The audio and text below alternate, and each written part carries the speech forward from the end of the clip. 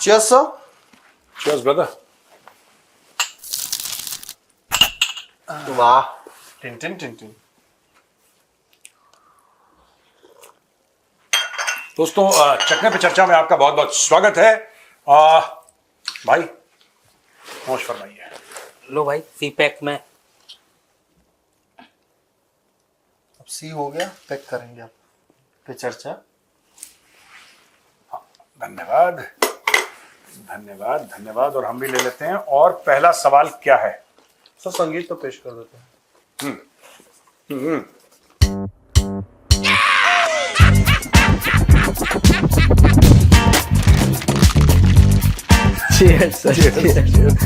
नापाक पलीत लोग हराम में लुकोड़े हुए। सर पाकिस्तान में एक शहर है, उसका नाम कराची है। वहां के एक मेयर है, उनका नाम है मुर्तजा वहाब सिद्दीकी। भाईजान ने एक बहुत बड़ी टेक्नोलॉजी लॉन्च की है। वो टेक्नोलॉजी है साइकिल एम्बुलेंस। मैं आपके कोई विशेष टिप्पणी चाह रहा हूं, क्योंकि ये ऐसी टेक्नोलॉजी है जो आपने नहीं देखी, मैंने नहीं देखी कभी। टेक्नोलॉजी क्या हो सकता है? एम्बुलेंस शब्द जो जोड़ा गया ना सर, उसको लेकर के मेरे को थोड़ा वो हो रहा है कि मतलब कैसे। एक होता है कि यहाँ सप्लायर होगा, कुछ मांगा किसी ने कुछ मेडिसिन, तो वो साइकिल पे तंग गलियों में चला गया। एम्बुलेंस मतलब कि छोटा मोटा आपका एम्बुलेंस का ये काम होता है कि पेशेंट को लेके एक जगह से दूसरी जगह जाना। जनरली एम्बुलेंस इसलिए इस्तेमाल होती है, दवाइयों के सप्लाई के लिए नहीं। एम्बुलेंस पेशेंट को ले जाने के लिए होती है, इसलिए एम्बुलेंस लंबी होती है। स्ट्रेचर आ जाए बीच में। साइकिल में क्या पेशेंट को कैरियर पे बैठा के ले जाएगा? कैरियर पे, लेकिन बक्सा दिख रहा है उसके। एक बार जरा दिखा सकते हैं? हाँ,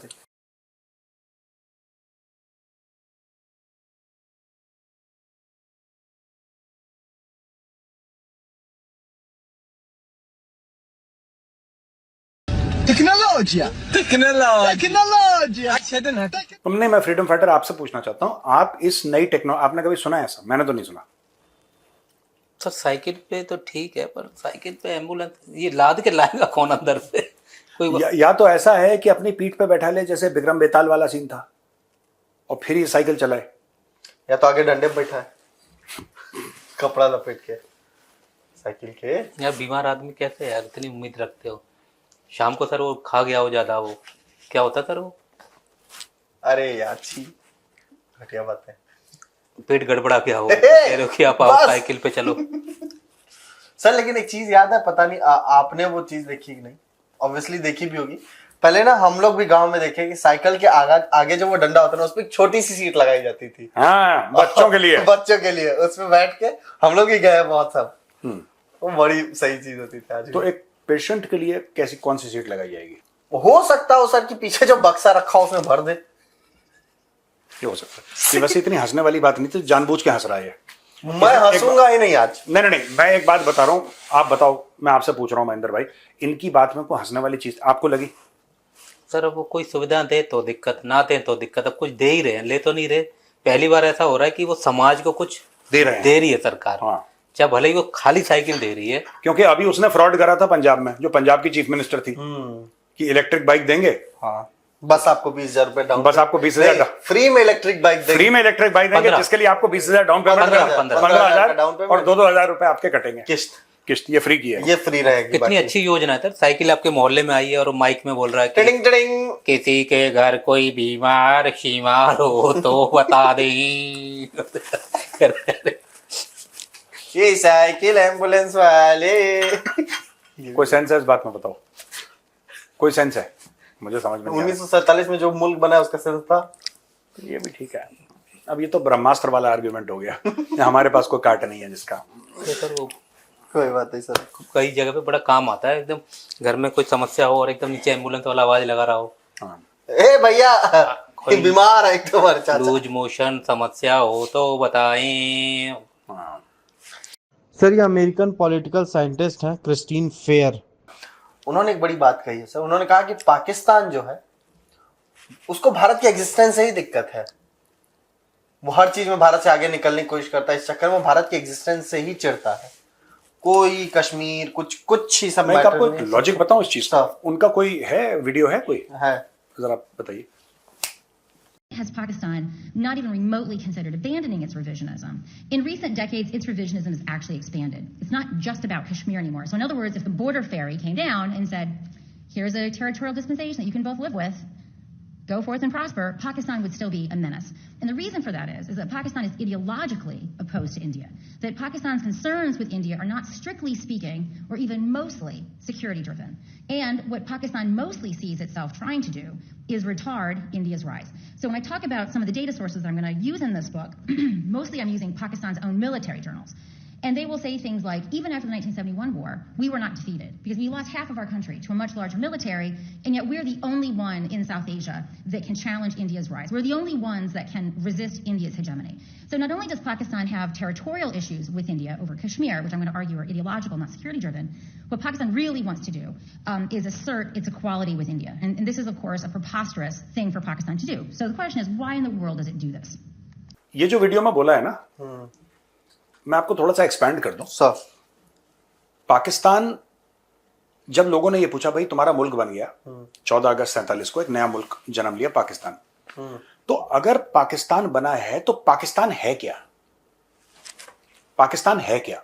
ये तो बताओगे कि है क्या? ये तो साहब, जैसे हम लोग कहते हैं कि हमारी प्राचीन काल से हमारी सभ्यता चलती चली आ रही है और यहाँ पे वेद पुराण लिखे गए थे कि यहाँ पे बड़े बड़े राजा महाराजा हुए, बड़े बड़े कवि हुए, बड़े वॉरियर्स हुए, यहाँ पे समुद्र से लेकर हिमालय, हम एक भारत का हमारे दिमाग में एक इमेज है, you understand, larger than life एक इमेज है, जो था भी भारत और आज भी भारत उसी मार्ग पे अग्रसर है। पाकिस्तान से जब पूछा कि तुम पाकिस्तान को कैसे डिस्क्राइब करोगे, तो पाकिस्तानियों के दिमाग में सिर्फ एक डेफिनेशन आई, we who are not India,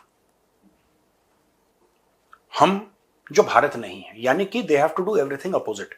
identity crisis है, तभी तो ये लोग, आजकल यही बहस हो रही है, मैं इतने सालों से कह रहा हूं कि तुमने गजनवी और अब्दाली नाम के तुमने अपने मिसाइल रख रखे हैं, और जब से तालिबान ने अटैक करा, कह रहे हम नाम चेंज कर देंगे।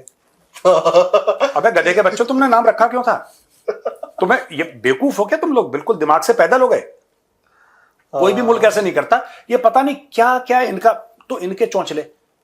जब लोगों को यह पता लगा, जब सुपर पावर्स को यह पता लगा कि यह पाकिस्तान का एटीट्यूड है और पाकिस्तान के अंदर यह एक साइकोलॉजिकल क्राइसिस टाइप का है कि हमें किसी भी तरीके से जो भारत है, भारत के खिलाफ खड़ा होना है। अगर भारत बोलेगा कि अभी 12 बज रहे हैं, तो हमें यह बोलना है कि 1:30 बज रहा है, 1:30 बज रहा है, 2:30 बज रहा है, या 9 ही बज रहे हैं सुबह के। झूठ बोलो सच बोलो, उससे कोई फर्क नहीं पड़ता, हमें किसी तरीके से भारत के खिलाफ खड़ा होना है।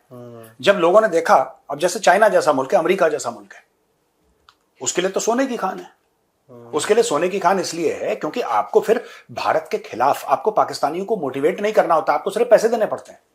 लड़ने के लिए सिर्फ पैसे नहीं देने पड़ते, आपको मोटिवेट भी करना पड़ेगा। आपको तो मोटिवेट किसके लिए? Not for the generals, generals are motivated by dollars. पर जिनको आप डॉलर नहीं दे रहे, जो नीचे लड़ने वाला है, जो सिपाही है आपका, या जो 5 4 3 2 1 0 करके गुड मॉर्निंग करने वाला है, वो पैसे के लिए थोड़ा ना, उसको तो आपको आइडियोलॉजिकली मोटिवेट करना है। तो फिर आप जाके बोलिए, ये गजवाए हिंद फजवाए हिंद का जो ड्रामा है, कहां से आया है? आप एक कंस्ट्रक्ट बना देते हैं कि ऐसा है। Generals and their families are motivated by dollars. उनको तो, आपने किसी जनरल को देखा, अपने बेटे को, पाकिस्तानी जनरल को, इतना कश्मीर कहते हैं, इतना फिलिस्तीन कहते हैं, थकते नहीं, हाफ जाते हैं, कश्मीर कश्मीर करते रहते हैं।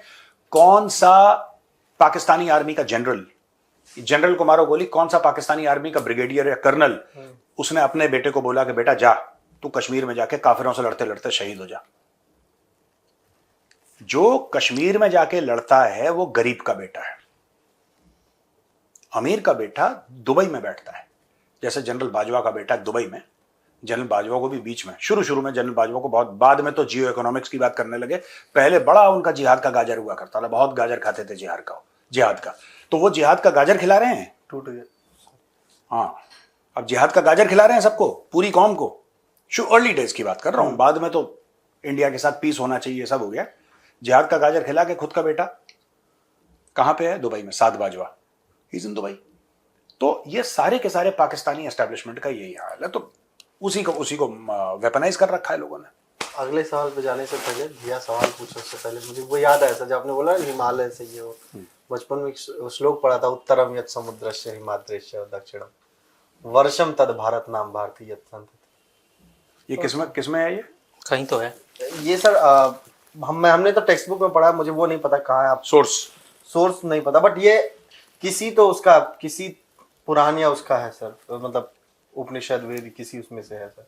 बट यही कहता है कि भारत को डिस्क्राइब करता है जियोग्राफिकली, हिमालय से जो उत्तर में है, क्योंकि हिमालय हमारे उत्तर में है ना, तो हम हिमालय से उत्तरम यथ हिमाद्रेश्य।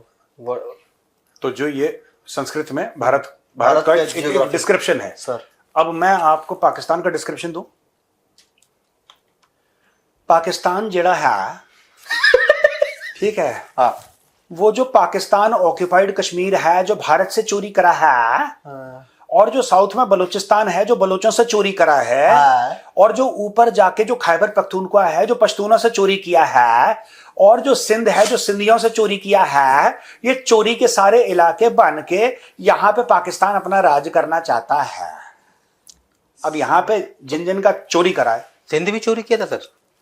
ये पूरा चोरी वाला मैटर तो है ये सिंध का पूरा।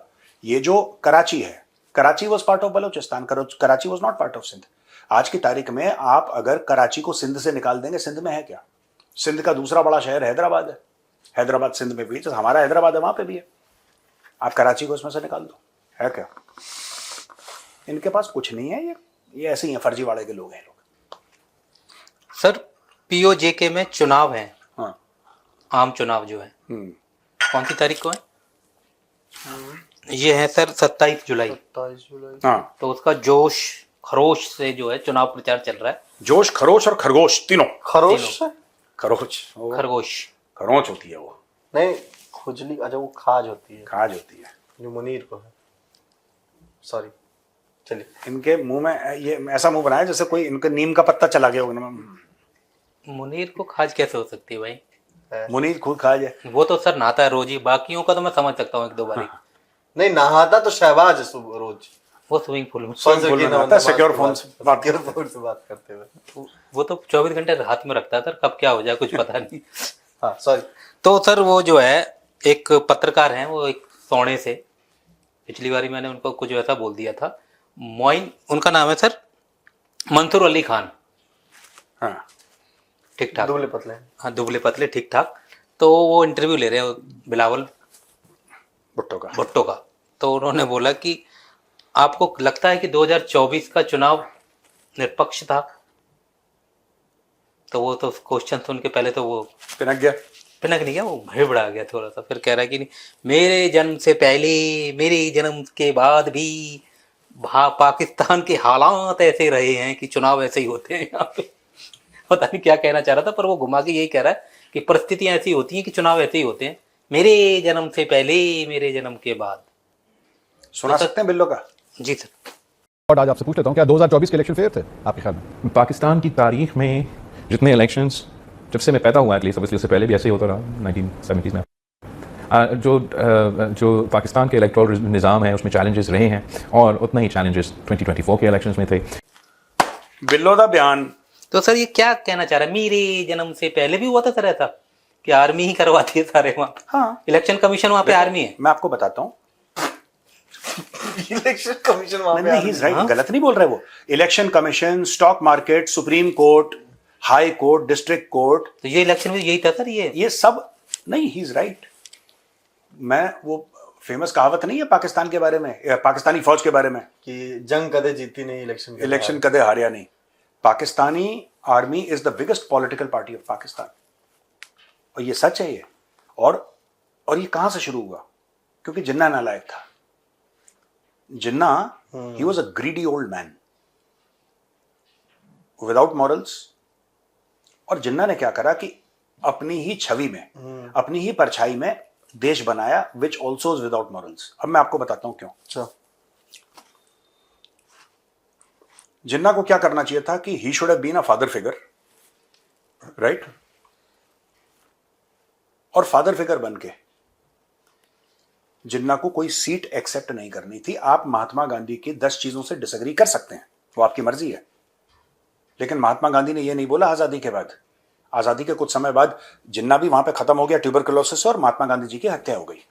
He was assassinated. ये बात सच है, नो डाउट। उस समय जो महात्मा गांधी का स्टेचर था, क्या महात्मा गांधी ये नहीं कह सकते थे कि ओवरऑल इंडिया का मैं बॉस बनूंगा? I will become the president of India. President और प्रेसिडेंशियल फॉर्म ऑफ गवर्नमेंट वो होगी क्योंकि उनकी चलती थी उस समय। उन्होंने नहीं बोला, उन्होंने नहीं बोला। और महात्मा गांधी की ऐसी कई चीजें, मैं फिर कह रहा हूं कि आप उससे डिसएग्री कर सकते हैं। आप कहते हैं कि नहीं यार हमें इनकी ये बात नहीं अच्छी लगी है, हम इससे डिसएग्री करते हैं, उन्होंने गलत, आप कह सकते हैं। लेकिन fact of the matter is कि अगर आप पाकिस्तान, जिसको वो बाबा ए कौम कहते हैं, पाकिस्तानी जिसको बाबा ए कौम कहते हैं, बाबा ए कौम ने जो लीचड़ हरकत करी है, आपको मैं सुनाऊंगा किसी दिन, आपके कान खड़े हो जाएंगे भाई। वो छोड़ो लीचड़ हरकत है, अपने आप को ओवरऑल बॉस बना दिया पाकिस्तान का। तो आपने ये बोल दिया कि भाई जो बंदा टॉप पे बैठा है ना, जिसको लोग क्रेडिट दे रहे हैं, Pakistan was made by the British. Bharat के भी कुछ लोग थे जो उसमें मिक्स्ड अप थे, पॉलिटिकल पार्टीज वाले, जिन्होंने बोला कि हाँ ठीक है who agreed to the partition. लेकिन मैं उन सब चीजों में नहीं पढ़ना चाह रहा। Fact of the matter is that Jinnah was a greedy man. Jinnah ने क्या करा कि जिन्ना ने सब कुछ अपने हाथ में ले लिया कि मैं ही हूं सब कुछ, जैसा बाप वैसा बेटा। अब जिन्ना के साथ यह हुआ कि जितने भी जनरल्स थे वो देख रहे थे और उनको लगा कि जिन्ना के बाद तो कोई स्टेचर वाला बंदा है नहीं। और जिन्ना जो काम कर गया था पाकिस्तान के लिए, पाकिस्तान को टूटना था 1971 में, क्योंकि ये पूरी खुजली जाके जिन्ना को खुजली हुई। जिन्ना गया ढाका में स्पीच देने के लिए। आप सब लोग उर्दू बोलिए, आप सब लोग उर्दू बोलिए, वो भी अंग्रेजी में बोल रहा है, आप सब लोग उर्दू बोलिए। You guys must speak it. You must speak Urdu, जिन्ना ने बोला, and you must follow the perfect version of Islam and you will become the fortress of Islam. और फिर जिन्ना मुड़ा और वेटर से बोला, where is my pork sandwich and my whiskey? सीधी बात। वो सुअर खाता था जिन्ना, शराब पीता था, उर्दू नहीं आती थी बोलनी, नमाजी वो था नहीं, वो किसी भी सूरत से मुसलमान नहीं था और उसने एक मुस्लिम मुल्क बना दिया और उसकी राष्ट्रभाषा, नेशनल लैंग्वेज, एक ऐसी लैंग्वेज रख दी उर्दू जो वहां की लैंग्वेज थी ही नहीं। और जिन्ना खुद नहीं बोलता था उर्दू, जिन्ना की मदर टंग गुजराती थी। जिन्ना की मदर टंग गुजराती थी। जिन्ना का थोड़ा ना उर्दू बोलता था, वो तो अंग्रेज आदमी था। तो जब आप इतना बड़ा फ्रॉड करोगे तो फ्रॉड ही बनेगा उसका। तो चुनाव के बारे में सर बात करते हुए इन्होंने एक बात और बोली सर कि जैसे पीओजेके में ये कह रहे हैं कि 40 दिनों से मोबाइल बंद पड़े हैं। इस वक्त 40 डेज से लोगों का फोन नहीं चल रहा है। ये बात वो लोग नहीं, पाकिस्तान वाले नकार देते हैं, पर ये इंटरव्यू में ही बोल बैठा है कि जब हम रैली वगैरह में जाते हैं तो वहाँ के युवा जो हैं वो हमें गालियां दे रहे हैं, बोल रहे हैं भाई 40 दिनों से तो यहाँ नेटवर्क नहीं आ रहा है। ये वाली बात पाकिस्तान छुपाए रखता है ना सर। ये इंटरव्यू में भाई बोल गया कि 40 दिनों से नेटवर्क नहीं आ रहा। फुलो में गेंदा, फुलो में जो है, क्या कह रहे, सॉरी यार, गेंदा भैया भावनाओं में बह गए, बता गया कि 40 दिनों से यहाँ नेटवर्क नहीं। किसने बोला, बिल्लो ने? हाँ, कह रहा है वो रैलियों में जा रहा है तो युवा गालियां दे रहे हैं, कह रहे हैं कि अब जनाब वोट मांगने आए हैं यहाँ तो 40 दिन से फोन नहीं चल रहा है। गेंदा भैया भावनाओं में। बंदा तो सही है सर ये, वैसे बंदा सही है ये। दूसरा बंदा है पाकिस्तान का तो जो सही बोलता है। ये सब पहले नंबर पे तो ख्वाजा आसिफ है जो सही बोलता है। ख्वाजा आसिफ बहुत बढ़िया आदमी है और रॉ का एजेंट है ख्वाजा आसिफ। सब खाजा, हम भी खा जाते हैं, तो ठीक है, कोई बात नहीं। मैं तो कह रहा हूँ और बंद रखो, तो मैं जो करना है करो। ये शाहराग है पाकिस्तान की, जहां पे जो पीओके है और पूरे कश्मीर को ये जिन्ना कह गया था कि शाहराग है। जिन्ना ने एक डायलॉग मार के जिन्ना निपट लिया। ये सब लोग वही डायलॉग तब से रिपीट कर रहे हैं, घिसा पेटा पुराना, 80 साल पुराना, कि कश्मीर शाहराग है, शाहराग है। अब जब लोगों को, अब जो वहां के जो लोग हैं, बाशिंदे हैं, पाकिस्तान ऑक्यूपाइड कश्मीर के जो बाशिंदे हैं, अब वो लोग क्या सवाल पूछ रहे हो, कह रहे हैं यार तुम तो शाहराग बोलते थे हमें, तुम तो कहते थे कि कश्मीर के लिए जान कुर्बान है, तुम तो कहते थे कि मतलब हमारे लिए तुम हिंदुस्तान से लड़ाई लड़ लोगे, तुम तो ये कहते थे कि कश्मीर के लिए हर एक बच्चा कुर्बान है, सब कुछ कुर्बान है, कश्मीर से बड़ी हमारे लिए कोई चीज नहीं है, हमारी शाहराग है, हमारी फॉरेन पॉलिसी कश्मीर है, सब कुछ तुम कहते थे। आज की तारीख में यार जो तुमने फोन बंद कर रखा वो तो अलग बात है, दैट्स अ सेपरेट मैटर। तुमने लोगों को भड़का दिया जो सस्ता आटा मांग रहे थे। नहीं सर, निपटा भी दिए सर। सवाल पे चलते हैं सर। शिवाज चोर कब आते हैं? ठीक है सर। गौरव पटेल जी हैं सर, अहमदाबाद से। वो पूछ रहे हैं कि क्या कोई ऐसी इस्लामिक कंट्री है जो पाकिस्तान के न्यूक्लियर वेपन्स को कंट्रोल करती है, या अभी भी अमेरिका उन न्यूक्लियर वेपन्स को कंट्रोल कर रहा है?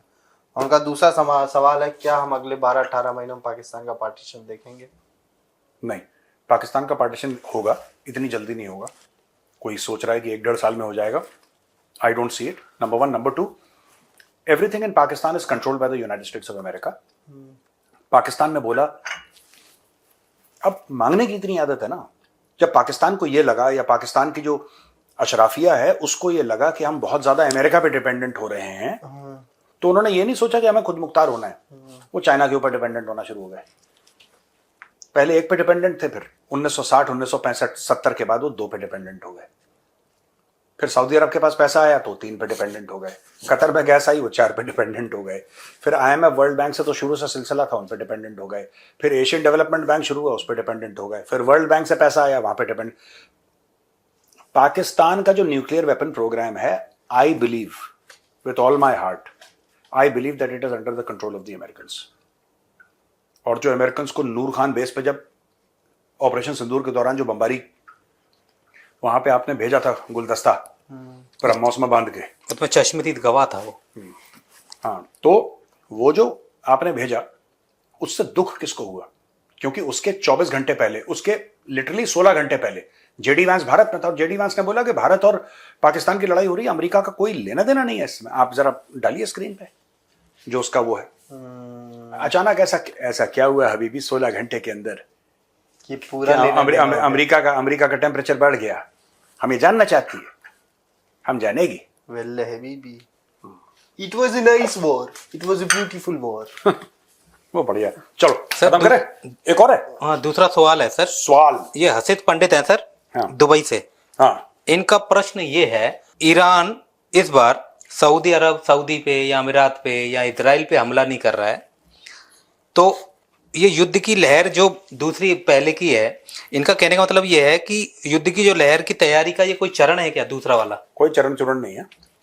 बात यह है कि ईरान को भी पता है, मैंने कई बार टेलीविजन पे भी बोला, तो ईरान एम्बेसी वाले बड़े मुझसे दुखी रहते हैं लोग, और जो हैदराबाद में इनका बैठा हुआ है कॉन्सुलेट, वो लोग भी मुझसे बहुत दुखी रहते हैं.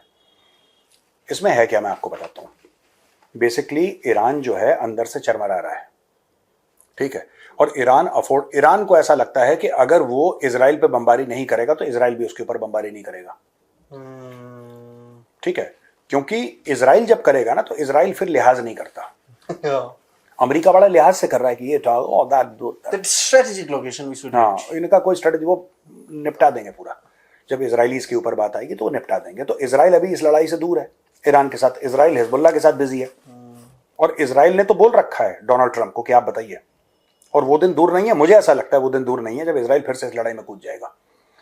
आपने एक और बात देखी कि इन लोगों ने यूएई के ऊपर बमबारी नहीं की, सऊदी अरब के ऊपर बमबारी नहीं की, क्योंकि जब पिछली बार करी थी तो इन लोगों ने जवाबी कार्रवाई भी करी थी. तो अब ये ऐसे देशों को मार रहे हैं जो कि जवाब नहीं दे सकते. इसका मतलब ये नहीं है कि कल ये फिर से इजराइल के ऊपर बमबारी नहीं करेंगे या फिर सऊदी अरब या यूएई के ऊपर बमबारी नहीं करेंगे, ऐसा नहीं है. कर सकते हैं, बिल्कुल कर सकते हैं, लेकिन फिलहाल के लिए उन्होंने हाथ रोक रखा है. और ये जो आप सर बोल रहे हैं ना कि ईरान के अंदर कुछ चल रहा है, उसी की एक वो घटना घटी है सर पाकिस्तान में, जो इस बार आया है ईरान की तरफ से. हाँ, वो ऐसा बंदा आया, मैंने तो पहली बार नाम सुना, गृह मंत्री आया है पाकिस्तान. अच्छा, ईरान में गृह मंत्री है. हाँ, अच्छा, मुझे नहीं पता था. हाँ. और वो नहीं आया इस बार विदेश मंत्री. या तो उसको साइड कर दिया, हाँ. या फिर वो ये कह रहा है कि वो मैनू नहीं जाना सी, मैं बोल के कुछ आंदा सी, मेरी बात चलने नहीं देंदे सी, मैं नहीं जा रहा. तो इस बार गृह मंत्री आ रखा है ईरान का Pakistan. Very possible, very possible. मुझे पता नहीं इसके बारे में, मैं पढ़ूंगा. ठीक है, थैंक यू वेरी मच दोस्तों. हाँ, धन्यवाद बहुत बहुत. राम राम. राम राम.